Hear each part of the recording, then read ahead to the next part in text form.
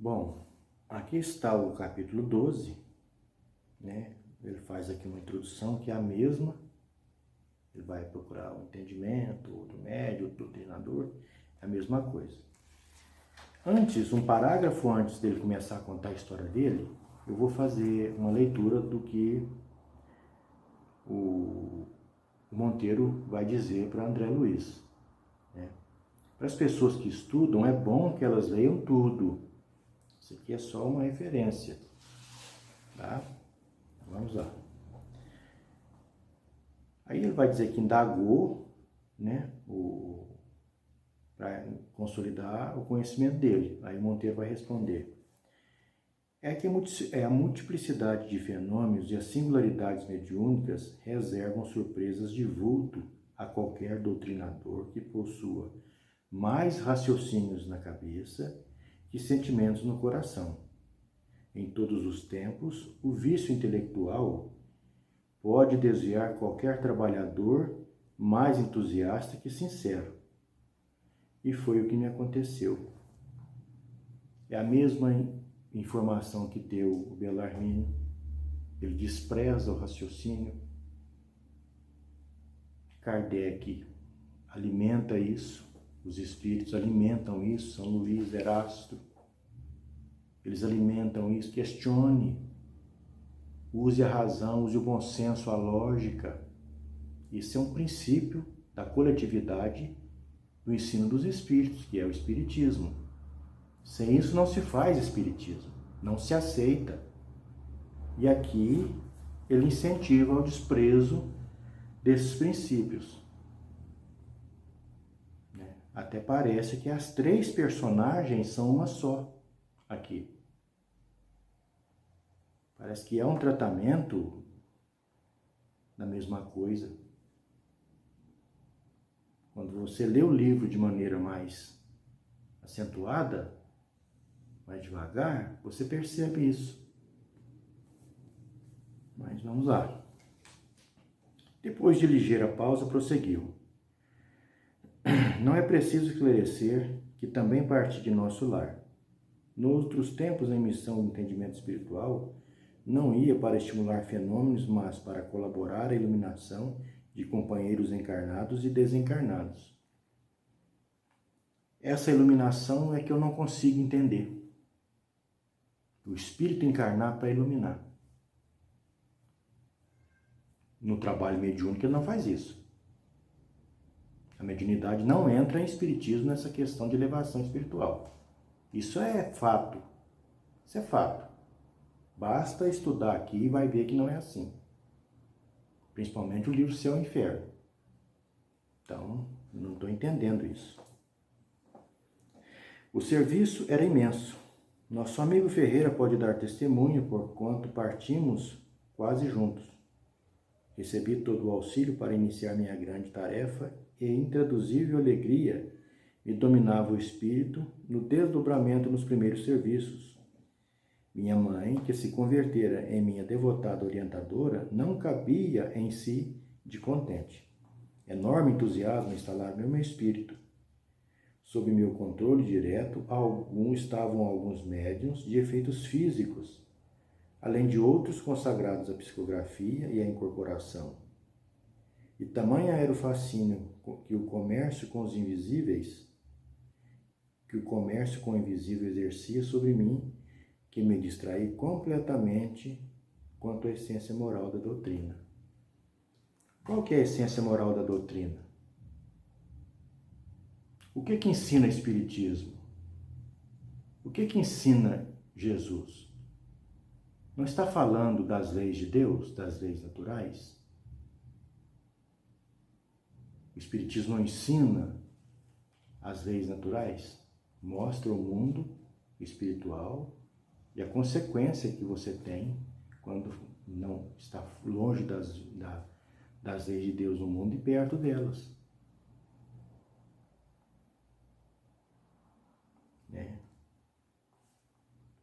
São informações, a meu ver, equivocadas, que não tem nenhum sentido, Não tem nenhum sentido em relação ao espiritismo. Tínhamos 4 reuniões semanais, às quais comparecia assiduamente, com assiduidade absoluta. Confesso que experimentava certa volúpia na doutrinação aos desencarnados de condição inferior. Como que você doutrina um desencarnado, gente? Dizendo para ele do mundo onde ele já está? Você vai informar um espírito do mundo onde ele já vive? É lógico que Kardec, quando fazia a evocação dos espíritos, sempre aparecia lá um espírito, às vezes que precisava de ajuda, de consolo, mas era uma coisa completamente diferente. Quem estuda as revistas espíritas sabe disso. Quem estuda o céu e o inferno sabe disso, principalmente a segunda parte. Então não tem nada a ver, tem relação alguma. Para todos ele tinha longas exortações decoradas na ponta da língua. Aos sofredores fazia ver que padeciam por culpa própria. Aos embusteiros recomendava enfaticamente a abstenção da mentira criminosa. Aos casos de obsessão mereciam-me ardor apaixonado. Esse aqui é outro problema. É outro problema.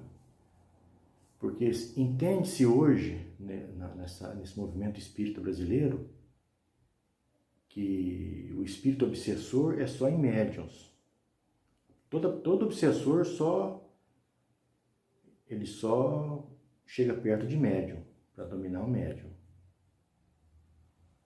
Em parte, isso é verdade.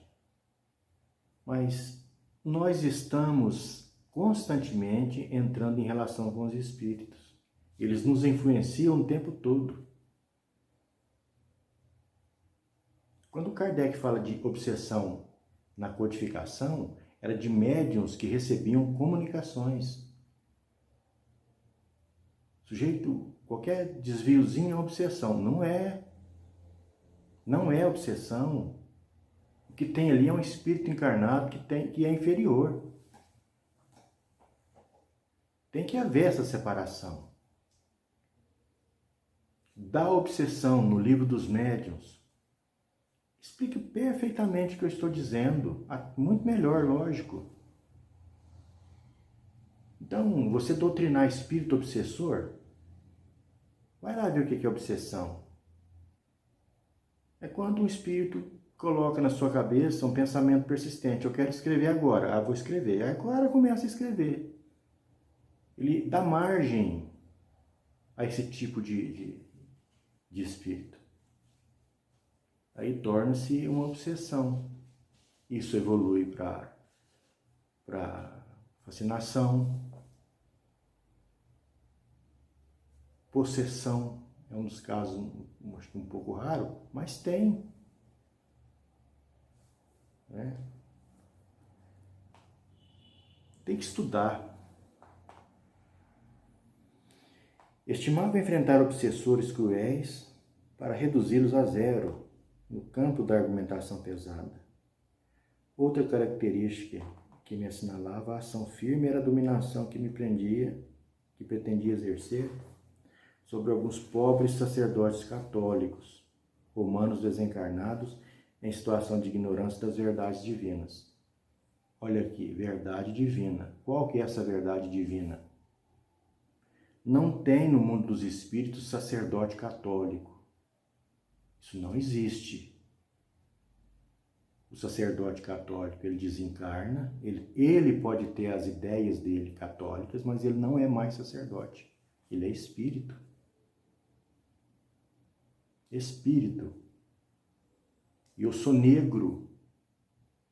Eu desencarno, não chego no mundo dos espíritos como negro, eu chego como espírito.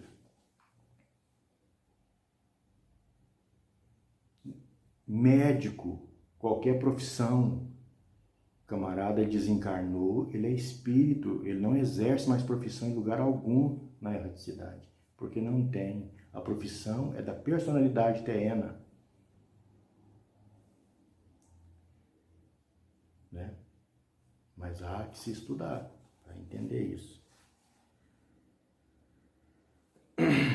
Chegava ao cúmulo de estudar pacientemente longos trechos da Escritura, não para meditá-los com um entendimento, mas para mastigá-los ao meu bel prazer, bolsando-os depois aos espíritos perturbados, em plena sessão com a ideia criminosa de falsa superioridade espiritual.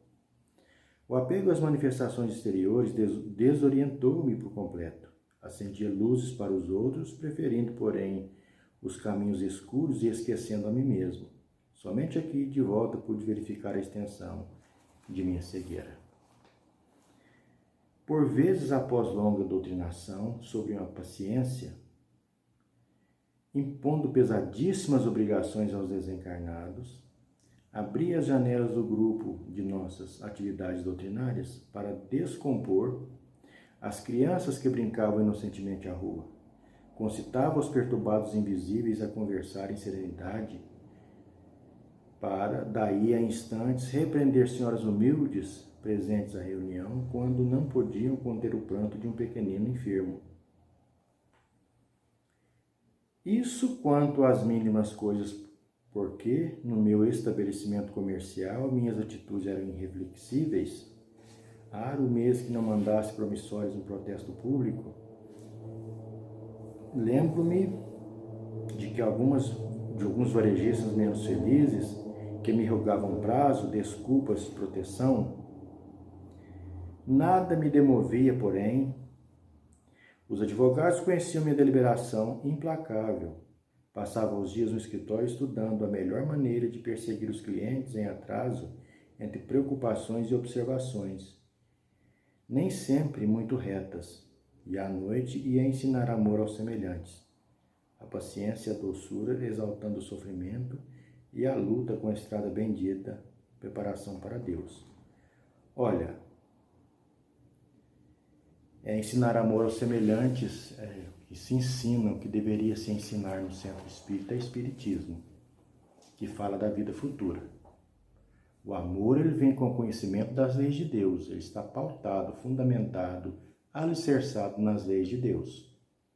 Somente com o conhecimento dessas leis é que nós amamos.